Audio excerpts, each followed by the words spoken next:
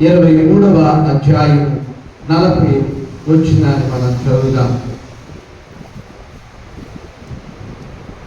ఒకసారి. 23:40 చాప్టర్ లో చెప్పండి. అయితే రెండవ వాడు వారిని గద్దించి నీవు అదే శిక్షా విధిలో ఉన్నావు కనుక దేవునికి భయపడవా? మనకైతే ఇది న్యాయమే.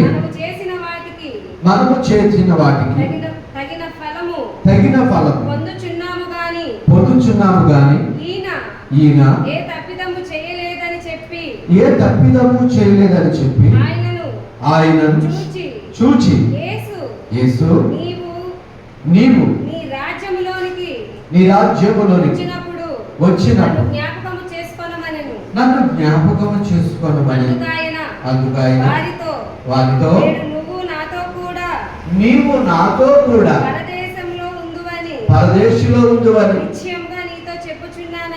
నిశ్చయముగా నీతో చెప్పుచున్నానని. మహాపరిశుద్ధుడా, ప్రేమ కలిగిన తండ్రి, ఈ వాక్య లేఖనమును దీవించిన ఆయన ఆశీర్వదించు. యేసు నామములో ప్రార్థించున్నాము తండ్రి, ఆమేన్. మంచిదండి. ఇక్కడ ఇద్దరు దొంగలు మధ్యలో యేసుక్రీస్తు ప్రభువారు ఉన్నాడు. అయితే ఒక దొంగ యేసయ్యని హేళన చేస్తున్నాడు, ఎగతాళి చేస్తున్నాడు. ఒక దొంగ అయితే దేవునికి భయపడవా అని ఎదటి దొంగతో మాట్లాడుచు ఆయన్ని గద్దించి ఆ రెండవ దొంగ యేసు ప్రభుని కనపరిచి యేసు ప్రభుకి భయపడుతున్నాడు. దేవునికి స్తోత్రం, హల్లెలూయా. అదే శిక్ష విధిలో మనం లేవా? ఎందుకని నువ్వు దేవునికి భయపడతలేదు? ఆయన దైవ కుమారుడు, ఆయన ప్రభువైన యేసుక్రీస్తు. ఆయన మనం పొందే శిక్షలో పారిభాగస్తుడు కాదు, మనలాంటి వాడు కాదైనా అని ఆ దొంగని గద్దించాడు.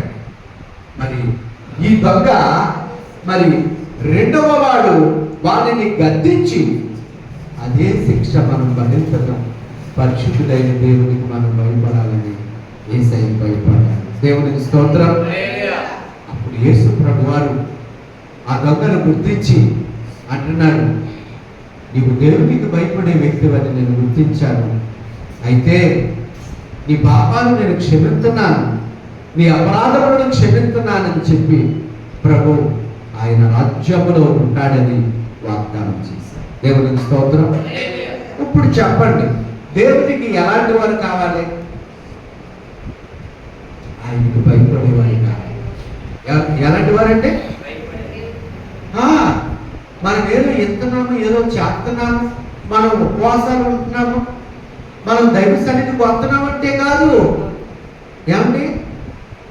ఆయనకు భయపడాలండి. మొదట ఆయనకు భయపడు వారిని ఆయన అంగీకరించే దేవుడు. దేవునికి స్తోత్రం. ఆయనకు భయపడు వారి మీద 1000 తరాల వరకు ఆయన కృపను అనుగ్రహించేవాడు. దేవునికి స్తోత్రం, హల్లెలూయా. దేవునికి భయపడవా అని అడుగుతున్నాడు. ఆ దొంగని గద్దించి ఈ రెండవ దొంగ ఎంత మంచోడో చూడండి. నిజమే, చనిపోయే ఆఖరి స్థితిలో మన స్థితిగతులు ఎలా ఉన్నాయో, మనం ప్రాణం పోతుంది కదా, ఈయనతో మనకు పని ఏంటి అనుకోవాలి కానీ ఎవరితో మనం అనుకోలేదు. ఆ దొంగ ఆయన దేవుడిని గుర్తించాడు. ఆయనకు ఒక పరలోక రాజ్యం ఉంది, భూమి మీదకు వచ్చాడు. ఆయన మానవుడు కాదు మాట తప్పడానికి, ఆయన నరపుత్రుడు కాదు మాట తప్పడానికి. ఆయన దైవ కుమారుడు కనుక ఆయనకు మనం భయపడాలని ఆయన భయపడ్డాడు యేసు. హల్లెలూయా. దేవుని రాజ్యములో ఉన్నాడు, నీతిమంతుడిగా ఉన్నాడు, తన పాపాలకి క్షమాపణ పొందుకున్నాడు. దేవుని స్తోత్రం. మంచిది. చూడండి, దేవునికి భయపడుట అని అంటే ఏమిటో తెలుసండి? అసలే దేవునికి భయపడటం అంటే తగ్గుతాకు తగ్గించుకోవాలి. ఏమంటే తన జీవితాన్ని అప్పగించుకోవడం దేవునికి. ఎవరైతే వారు తగ్గించుకొని ప్రభుకి సమర్పించుకుంటారో వారికి దేవుడు ఏం చేస్తాడో తెలుసా? వారిని ఎలా ప్రేమిస్తాడండి, ఎలా దీవిస్తాడనుకుంటున్నారు? అబ్రహాము దేవునికి భయపడ్డాడు. అబ్రహాము తమను తాము తగ్గించుకొని తన కుమారుని ఇవ్వటానికి ఏమాత్రం వెనుతీయకుండా నిలబడ్డాడు. కనుక అబ్రహాంతో అంటున్నాడు, అబ్రహామా, ఇదిగో ఆకాశ నక్షత్రముల కంటే నీవు హెచ్చుగా దీవించబడతావు.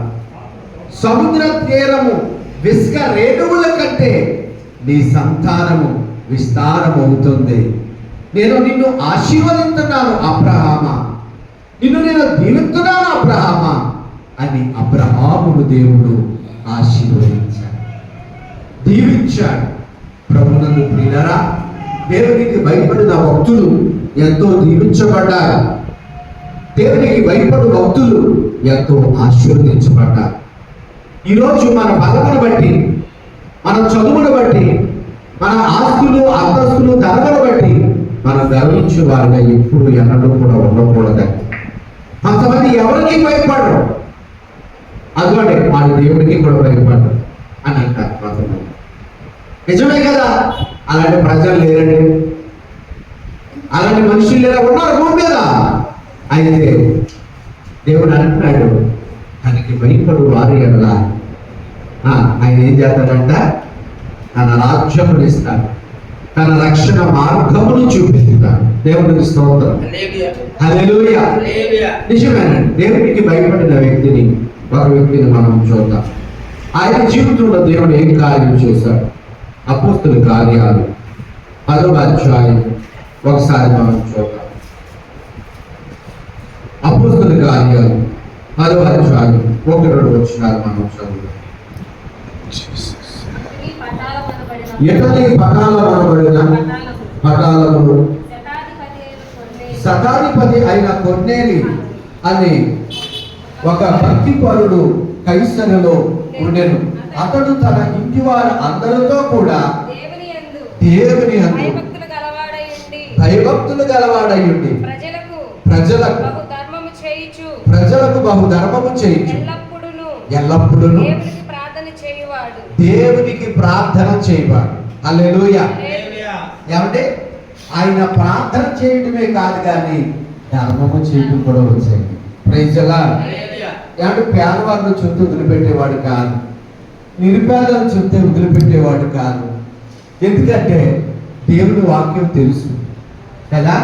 ఒక శతాధిపతి నేను, నాకు అన్నీ ఉన్నాయి, 100 మంది రమ్మంటే వస్తారు, 100 మంది పొమ్మంటే పోతారు, ఆ పేదలతో నాకు పనేంటి, ఆ ఎదవాళ్ళతో నాకు పనేంటి, వీళ్ళతో నాకు పని లేదు అని ఎప్పుడు కూడా అనుకోలేదంట. ఏమంటే ఆయన ధర్మ కార్యాలు చేసేవాడు, ఆయన మంచి కార్యాలు చేసేవాడు. ఆయనకి కలిగిన దానిలో నుండి పేదవాళ్ళకి ఇచ్చి దేవుడిని గణపరిచేవాడు.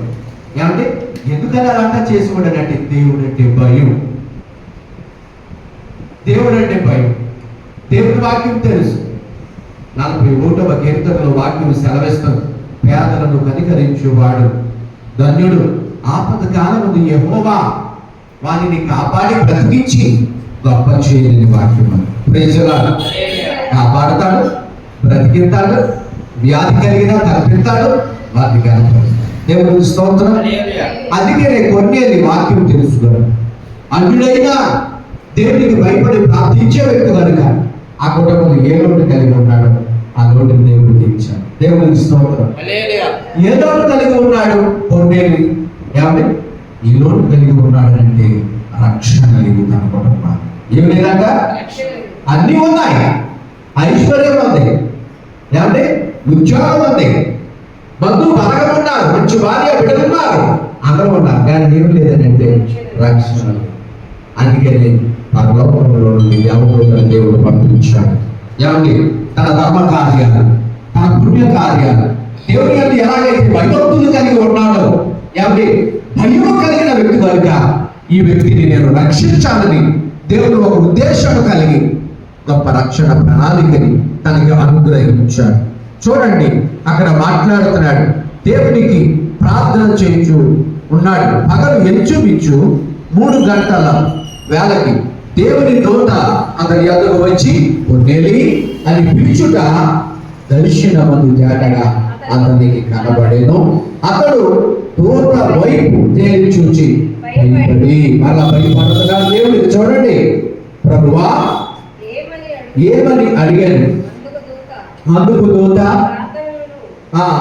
దూత నీ ప్రార్థనలను నీ ధర్మ కార్యములను దేవుని సన్నిధికి జ్ఞాపకార్థముగా చేరినవని చెప్పాడు. హల్లెలూయా.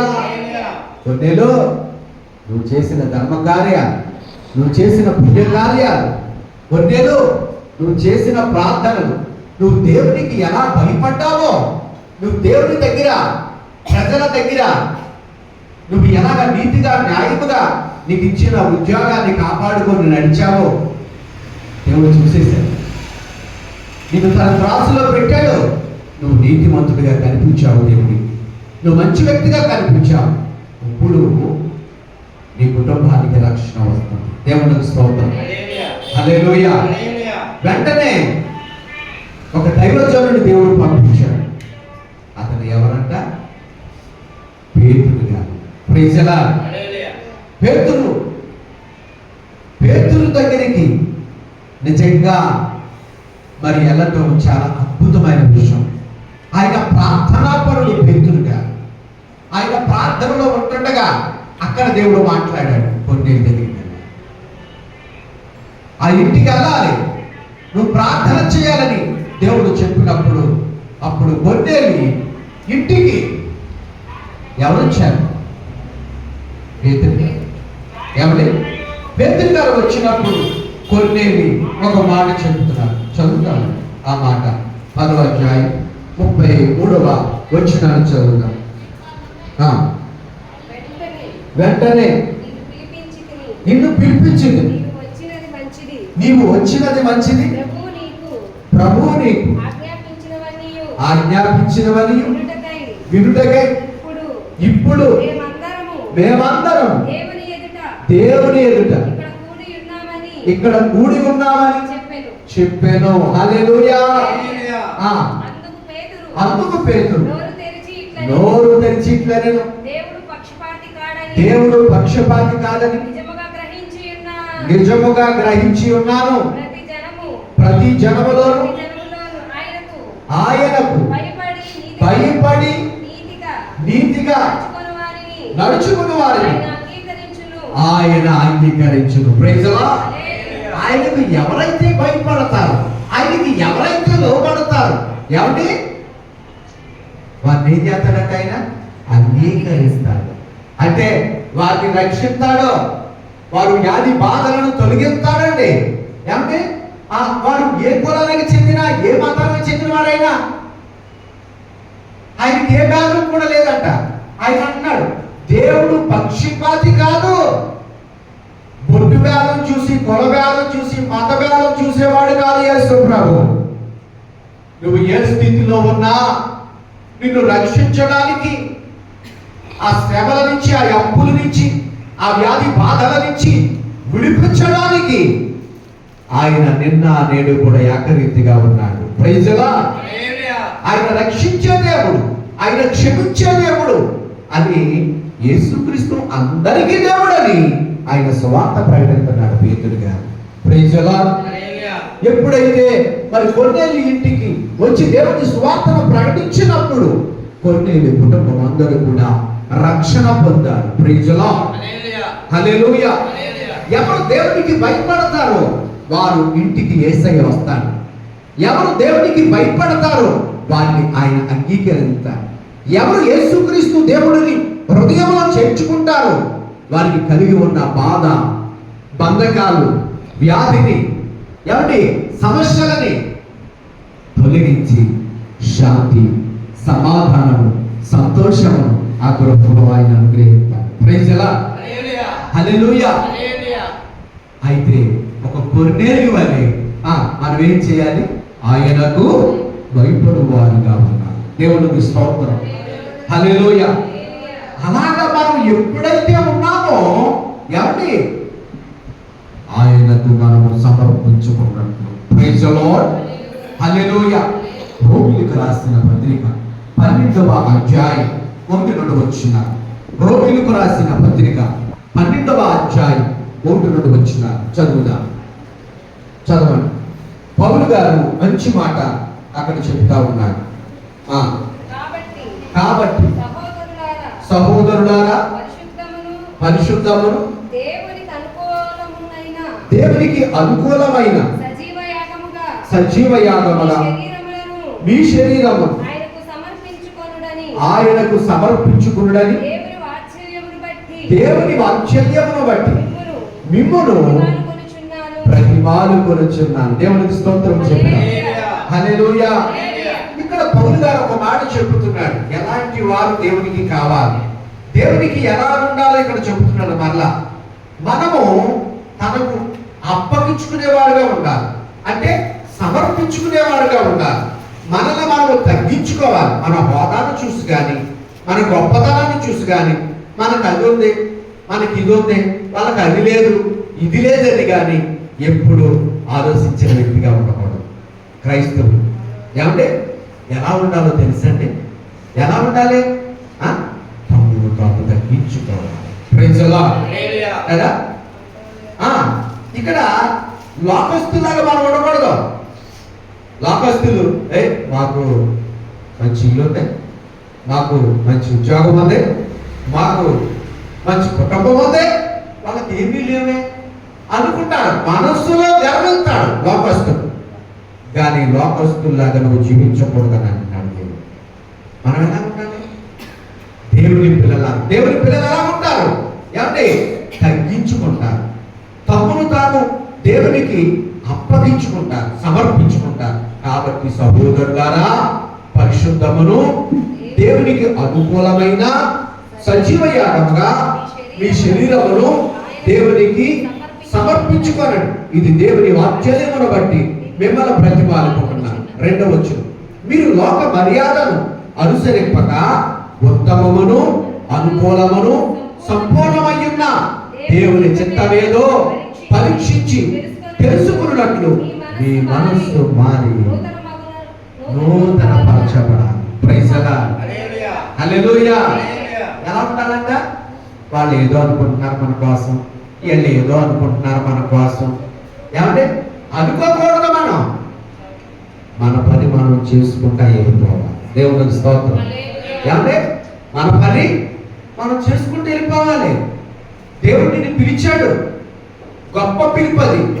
దేవుడు నిన్ను ఏర్పాటు చేసుకున్నాడు, గొప్ప ఏర్పాటు అది. దేవుని కృపలో నువ్వు ఉండాలంటే దేవుడు నీకు ఏం చేస్తాడో, దేవుడు నిన్ను ఎలా నడిపిస్తాడో అది ఆయనకి తెలుసు. హల్లెలూయా. హల్లెలూయా. ఎందుకనంటే పిలిచిన దేవుడు నమ్మదగిన వాడు. అందుకే అంటాడు మీరు లోక మర్యాదను చూడదు. ఎవరు చూడద్దు? లోక మర్యాదను చూడద్దు. లోకస్తులేంటి? ప్రేమిస్తేనే ప్రేమిస్తారు, మాట్లాడితేనే మాట్లాడతారు, మనం కోరితేనే మళ్ళీ మనం కోరేస్తారు. ఏమంటే మనం టీ ఇస్తేనే మనం టీ ఇస్తారు, మనం భోజనం పెడితేనే మనం భోజనం పెడతారు. ఇది లోక మర్యాద. కానీ మనం అలా ఉండకూడదు. వారు ప్రేమించలేకపోయింది, వాళ్ళు మనం పట్టించుకోలేకపోయింది, వాళ్ళు మనం గౌరవించలేకపోయింది. ఏమంటే మనం ప్రభువు ప్రేమను చూపించి మనం నడిచి ప్రైజ్ ది లార్డ్. హల్లెలూయా. 12 మంది శిష్యుల్లో అందరూ మంచోళ్ళేనా? మంచోళ్ళు కాదు, కొంతమంది వెర్రోళ్ళు ఉన్నారు అందులో. అయినా యేసు ప్రభువును ప్రేమించారు అందరినీ సమానంగా. హల్లెలూయా. ఇస్కరియోత అప్పగించాడు తీసుకెళ్ళి మరణానికి. తెలుసు కదా, తెలిసిన ఇస్కరియోతాన్ని ప్రేమించాడు. Praise the lord.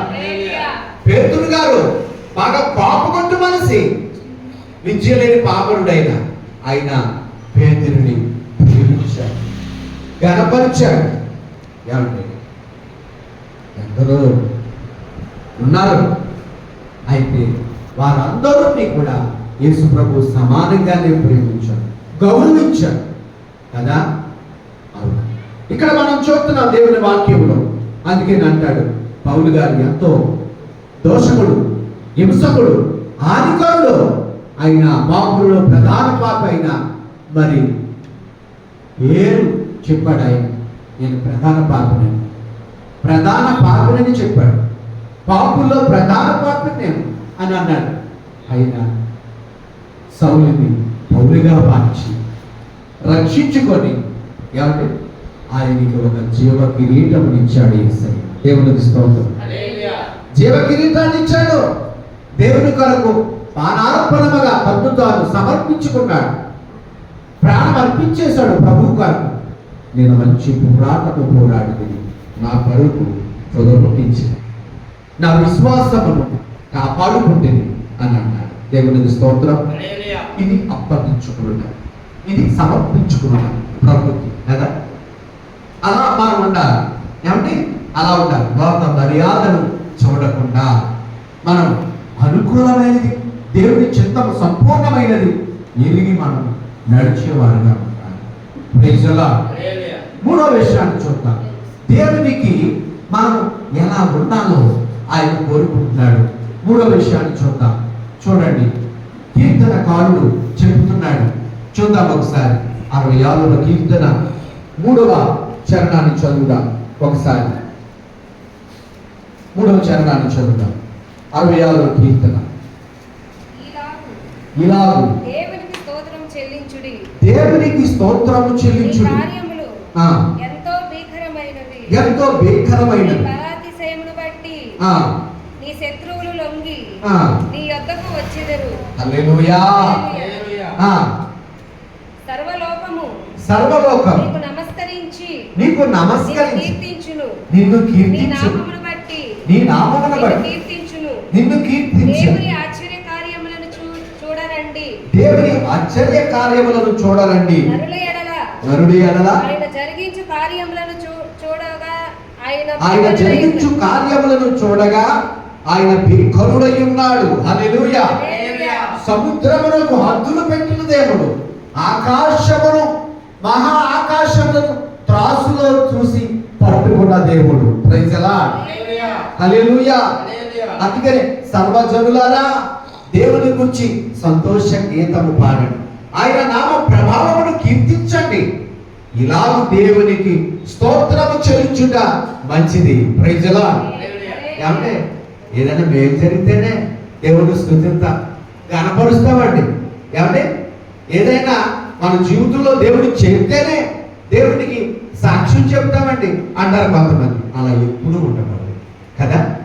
ఏమంటే ఉన్నప్పుడు ఒకలాగే ఉండాలి, లేనప్పుడు కూడా ఒకలాగే ఉండాలి. నీకేమన్నా మతిపోయిందా, నువ్వేమన్నా పిచ్చదానివా అది కూడా అనలేదు భార్యని. అమ్మా, మేలు కలిగినప్పుడు మనం అనుభవించా, కీడు కలిగినప్పుడు, కష్టం కలిగినప్పుడు దేవునికి మనం భయపడి ఆయన స్తుతించొద్దా అన్నాడు. ఎవరైనా యోబు గారు. Praise the lord. హల్లెలూయా. సర్వము పోయింది, శరీరం అంతా కుళ్ళిపోయింది, బంధువులు, స్నేహితులు, బిడ్డలు అందరూ చనిపోయారు, ఒంటరివాడు అయిపోయాడు. ఎవరు లేరు అక్కడ. ఇంకా ఒక్కడే ఉన్నాడు. ఒక్కడున్నాడు. ఏమన్నాడు? యెహోవా ఇచ్చును, యెహోవాయే తీసుకొని పోవును, ఆయన నామమునకు మహిమ కలుగును గాక అని చెప్పాడు. కానీ నాకు అది లేదు. నన్ను ఒకప్పుడు దేవుడు ఎంత ఇచ్చాడు, ఎంత ఆస్తులు ఇచ్చాడు, ఇప్పుడు నేను ఒంటరివాడైపోయానండి. నేను భక్తి చేశాను, నీతిగా ఉన్నాను, యథార్థంగా ఉన్నాను అని దేవుడిని ఏమన్నా అడిగాడండి? దేవుడు దూషించాడండి? ఒక్క మాట మాట్లాడలేదు, కానీ దేవునికి స్తోత్రము చేశాడు. హల్లెలూయా. దావీదు అంటున్నాడు అదే మాట ఎత్తి, ఇలాగూ చేయటం మంచిది. శ్రమలో, కష్టంలో, ఒంటరిగా ఉన్నా ఏంటి, నువ్వు 10 మందితో ఉన్నా నువ్వు భయపడగా, నువ్వు ఎవరి దగ్గర కన్నీరు గడవాలి, నువ్వు ఎవరితో పోరాడాలి, ఎవరిని నువ్వు అడగాలి? ఆయన్ని అడగాలి. ఎవరిని అడగాలి? హల్లెలూయా. హల్లెలూయా. దాన్ని సాతాను అంటాడు, ఇదిగో వీడి వల్ల జరిగింది ఇదంతా, ఇదిగో ఈ ద్వారానే జరిగింది ఇదంతా, ఈ కీడు, ఈ నష్టం, ఈ కష్టం నీకు తెలీదా అని ఎక్కిస్తా ఉన్నాడు పక్క నుంచాడు. దేవుడి చిత్తము లేకుండా మన తల వెంట్రుకల్లో ఒక వెంట్రుక కూడా రాలి నేల మీద పడదు, అది నీకు తెలీదా? లూకాసు వార్తలో ప్రభువన్నాడు. Praise the lord. హల్లెలూయా. పడగొట్టువాడు ఆయనే, నిలబెట్టువాడు ఆయనే, కట్టేవాడు ఆయనే, ఏమండి నడిపించేవాడు ఆయనే. Praise the lord. బలపరచువాడవు, స్థిరపరచువాడవు, పడిపోయిన చోటే నిలబెట్టువాడవు, ఏమైనా చేయగలవు, కథ మొత్తం మార్చగలవు, నీ నామముకే మహిమంతా తెచ్చుకుందువు. యేసయ్యా యేసయ్యా నీకే నీకే సాధ్యము, యేసయ్యా యేసయ్యా నీకే నీకే సాధ్యము. హల్లెలూయా.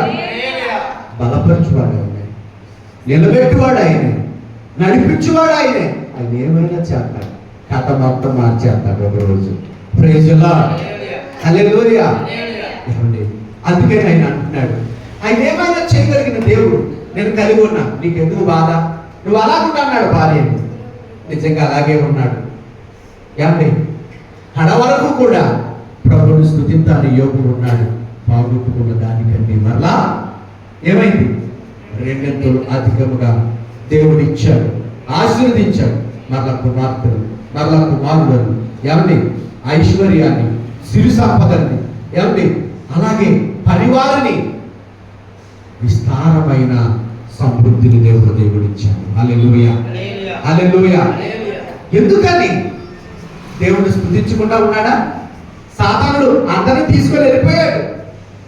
భార్య, బిడ్డలు, ఐశ్వర్యము, భవనాలు, ఏమంటే పాడి పంటలు, పరివారం అందరూ వెళ్ళిపోయాడు. ఒక్కడైపోయాడు.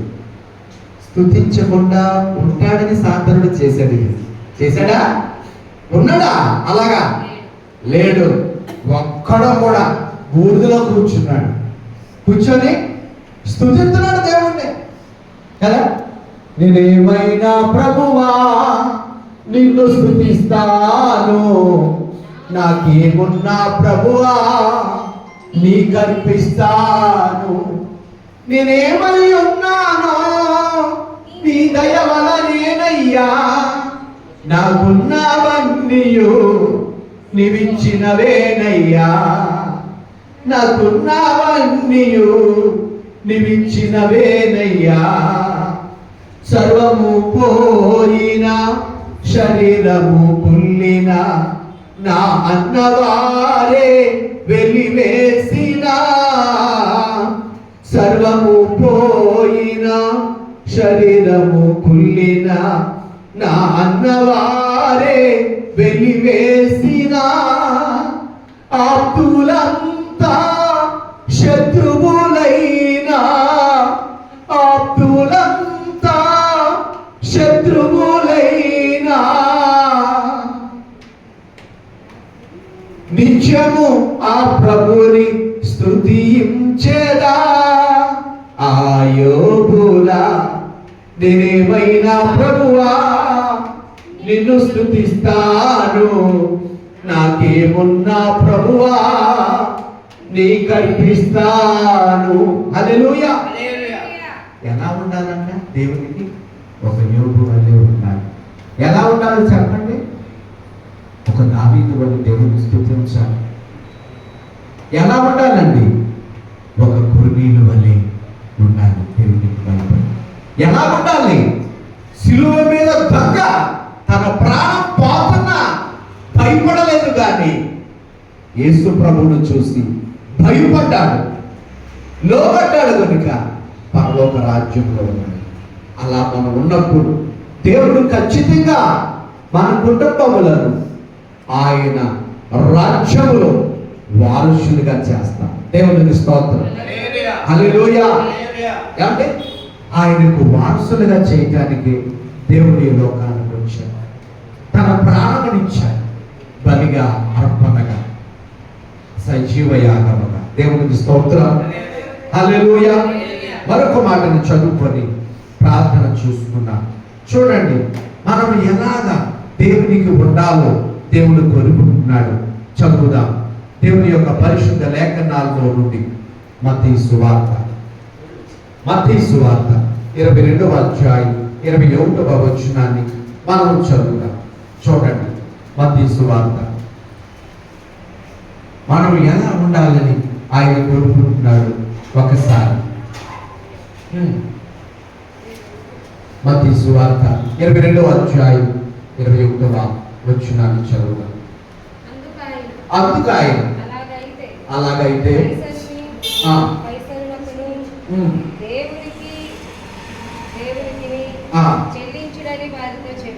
అది మాట కృతజ్ఞత కలిగి ఉండాలంట. మనం దేవుడికి ఇచ్చే ఈ కష్టార్జితంలో నుంచి అమ్మా కైసరి అంటే మనం పనిచేసిన కాడ పన్ను కూడా కట్టే కదా, పన్ను కడతారు కదా వ్యాపారస్తులు.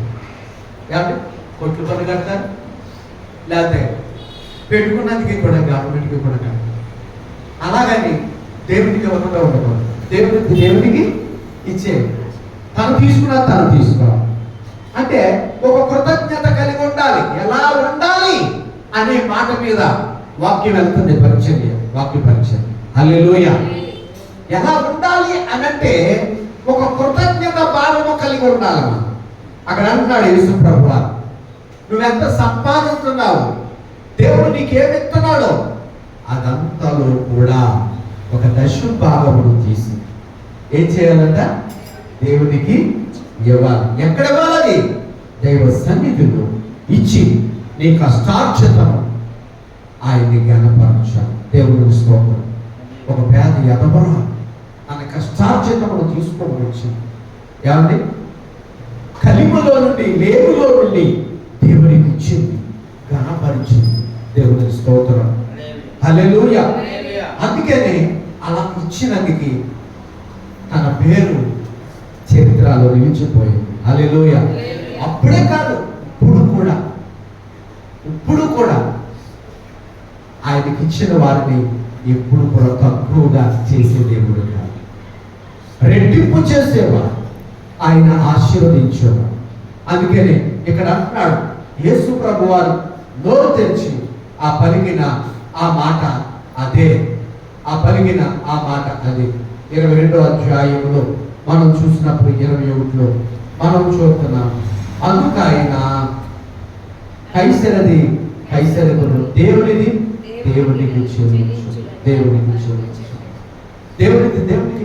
చెల్లించు. ఎందుకు ఇవ్వాలి ప్రభువా అలాగా అనంటే, ఎందుకు ఇవ్వాలి తెలుసండి? ఆయన ఆకాశవాక్యుల నింపి పట్టణాలని దీవులతో ఆశీర్వాదాలతో మనల్ని మన పిల్లల్ని ఆయన నింపుతాడు. ఆ నెలంతా భవిష్యత్తుగా ఆరోగ్యాన్ని ఇస్తాడు, మన అరిగిన రెక్కలకి శక్తిని ఇస్తాడు, బలాన్ని ఇస్తాడు. హల్లెలూయా. హల్లెలూయా. అది ఆయన కోరుకుంటున్నాడు. మనం ఇవ్వాలని, మన యొద్ద నుంచి తీసుకొని మనల్ని ఆశీర్వదించాలి కదా. ఒక చిన్నవాడు ఒక 2 రొట్టెలు 3 చేపలు పట్టుకొని వచ్చాడు కదా, యేసయ్య చేతిలో పెట్టాడు. 5,000 మందికి ఆహారముగా దేవుడు చేశాడు, ఆశీర్వదించాడు. బహుగా దీవించాడు. కారణం ఏంటి? తన జీవితం అంతా ఆయన చేతిలో పెట్టాడు, ఆశీర్వదించాడు. ఈరోజు దేవుని యొక్క ఆశీర్వాదం మనం పొందుకోవాలి. అప్పుడు అంటాడు, నీలోగిట నీ భార్య ఫలించు ద్రాక్ష, నీ భోజనపు బల చుట్టూ నీ పిల్లలు ఒలీవ మొక్కలు అని అంటాడు. నీ భోజనపు బల చుట్టూ కూడా ఆహారం ఉంటుంది. నీ కొనువ అనేది ఉండదు, నీకు ఆహారం ఉంటుంది, ఆరోగ్యం ఉంటుంది, ధన సమృద్ధి నీ బిడ్డలకి నీకు ఉంటుంది. దేవునికి స్తోత్రం. హల్లెలూయా. అందుకనే దేవునికి ఇచ్చేది. హల్లెలూయా. అది మన దగ్గర ఉంచుకోకూడదు. దశభాగమైన, ప్రథమమైన, కానుకైన మనం ఎప్పుడైతే ఇచ్చేసామో అప్పుడు ఏం జరుగుతుందో తెలుసా? ఈ మనం చదువుకొని ప్రార్థన చేద్దాం. సామెతల గ్రంథంలో ఒక మాటను చదివేసుకొని ప్రార్థన చేసుకొని సంస్కారం ఆరాధనలోనికి వెళ్దాం. మనం ఎలా ఉండాలో దేవుడు కోరుకుంటున్నాడు, ఎలా ఉండాలని. చూడండి, సామెతల గ్రంథం 3వ అధ్యాయం 9వ వచనాన్ని చదువుదాం. నీ రాబడి అంతకు ప్రథమ ఫలము నీ ఆస్తిలో భాగము ఇచ్చి యెహోవాను గణపరచు. అప్పుడు నీ కొట్లలో ధాన్యమును సమృద్ధిగా ఉన్నది, నీ గానుగలలో క్రొత్త ద్రాక్షారసం పొర్లి పారెను. Praise the lord. హల్లెలూయా. అప్పుడు 8వ వచనం చదువు. అప్పుడు నీ దేహమునకు ఆరోగ్యమును, నీ ఎముకలకు శక్తియు కలుగును. Praise the lord.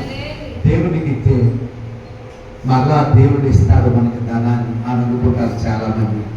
ధనం ఇవ్వడమే కాదు, ఆరోగ్యాన్ని ఇస్తాడు. మన ఎముకలకి శక్తి కలుగుతుంది. ఎలాంతనూ కష్టపడి పనిచేస్తేనే ఆరోగ్యం ఉంటేనే కదా. ఆరోగ్యం లేకపోతే ఇంటికాడే ఉంటాం, హాస్పిటల్ పాలవుతాం.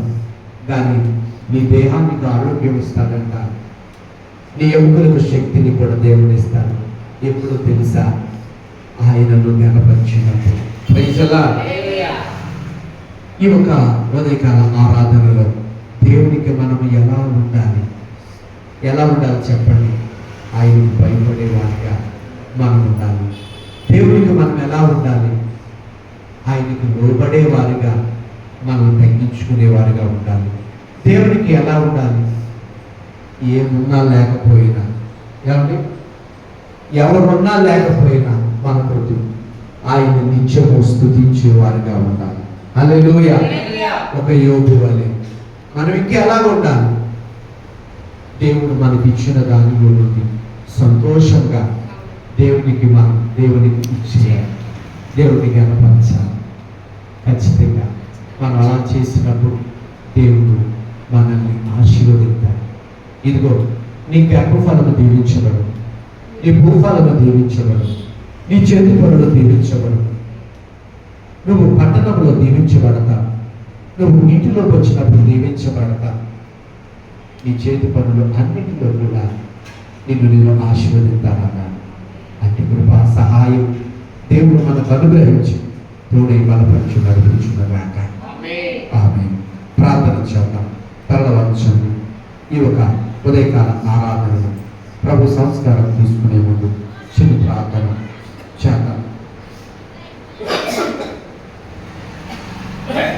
చెప్పబడిన వాక్యం కొరకు ప్రార్థన చేద్దాం. మహాపరిశుద్ధుడా, ప్రేమ కలిగిన తండ్రి, కృప కలిగిన దేవా, ఈ ఉదయకాల ఆరాధన అంతట్లో కూడా మీరు మాకు తోడై ఉన్నారు. మేము ఎలాగా ఉంటే నీకు అంగీకారం అవుతాను, నీకు ఇష్టమైన బిడ్డలుగా ఉంటాను మీరు మాకు సెలవిచ్చారు. మేము అలా నుండి నిన్ను గమనించేవారు, నీకు భయపడేవారు, నీకు లోబడేవారు. అయా, అనుదినము కూడా శ్రమలు, కష్టములు, ఇబ్బందులు కూడా ఒక యోగు వాళ్ళు స్థుతించేవారు. అన్ని విషయాల్లో కూడా మీరు మాకు ఇచ్చిన దానిలో ఇచ్చి నేను గమనించేవారు ఉంటాను. అప్పుడు మీరు దీవించబడతారు, ఆశీర్వదించబడతారు. ఏ విషయంలో కూడా తక్కువ కాకుండా ఆయన మమ్మల్ని నడిపించేవాడు. ఈ కృప, ఈ కనికరము సంఘం మీద, బిడ్డల మీద వచ్చాం.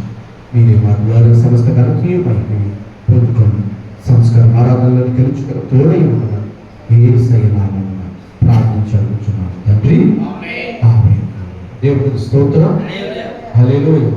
మంచిది. ప్రభు సంస్కారం మనం తీసుకునే ముందు ఆ రొట్టెని మనం వాక్యం చదువుదాం. కొరింథీయులకు రాసిన మొదటి పత్రిక మరి 11వ అధ్యాయం 24 వచనం చదువు. 23 నుంచి చదువు. 20 నేను మీకు అప్పగించిన దానిని ప్రభు వలన పొందింది. ప్రభు అయిన యేసు తాను అప్పగింపబడిన రాత్రి ఒక రొట్టెను ఎత్తుకొని కృతజ్ఞతాస్తుతులు చెల్లించి దానిని విడిచి, ఇది మీ కొరకు నా శరీరం, నన్ను జ్ఞాపకం